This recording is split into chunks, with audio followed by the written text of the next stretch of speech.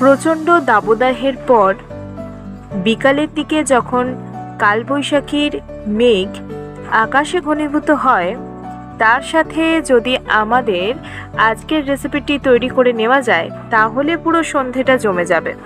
কিন্তু তার আগে welcome back to our channel স্মৃতি ভেসেল। শুরু করছি নতুন একটি পর্ব। আর এই পর্বে ছোটবেলার সেই প্রিয় খাবারটি বানাতে চলেছি। তার জন্য নিয়ে নিয়েছি একটি বাটি, আর তার মধ্যে নিয়ে নিলাম 50 গ্রাম মুড়ি। দিয়ে দিচ্ছি 2 টেবিল স্পুন আম তেল। এই আম তেলের রেসিপিটি যদি আপনি পেতে চান তাহলে আমাদের চ্যানেলে ভিজিট করুন এবং দেখে নিন কিভাবে সুগন্ধি আম তেল তৈরি করা যায়, এবং রেসিপিটি অত্যন্ত সোজা পদ্ধতিতে আপনাদের কাছে তুলে ধরা হয়েছে। প্লিজ ভিজিট করুন আম তেলের রেসিপি। এইবার দিয়ে দিচ্ছি গোলমরিচ, হাফ টিস্পুন গোলমরিচ দিয়েছি। এরপর দিয়ে দেব বাকি মশলাগুলি। এরপর ব্যবহার করছি ভাজা মশলা, হাফ টিস্পুন। এটি আমি বাড়িতেই তৈরি করেছি। ধনে, জিরে, শুকনো লঙ্কা শুকনো খোলায় ভেজে নিয়ে ড্রাই রোস্ট করে নিয়েছি। এখন দিচ্ছি হাফ টিস্পুন চাট মশলা। এটি বাজার চলতি চাট মশলা ব্যবহার করেছি।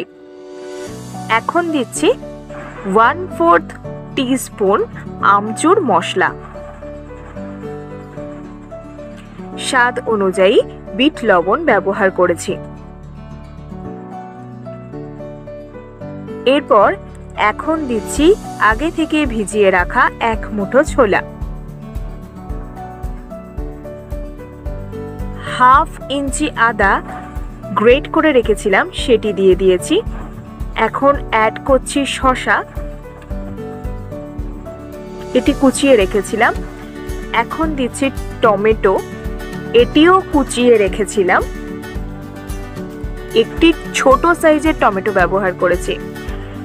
এখন দিয়ে দিলাম কাঁচা লঙ্কা, এটি অবশ্যই টেস্ট অনুযায়ী দেবেন।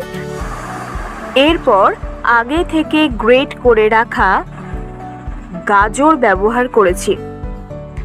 আমি একটি ছোট সাইজের গাজর ব্যবহার করেছি। এই সমস্ত উপকরণ আপনি কম বেশি ব্যবহার করতেই পারেন।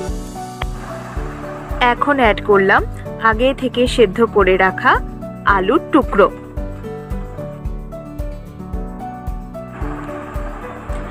এরপর চামচের সাহায্যে সমস্ত উপকরণ ভালোভাবে মিশিয়ে নিতে হবে।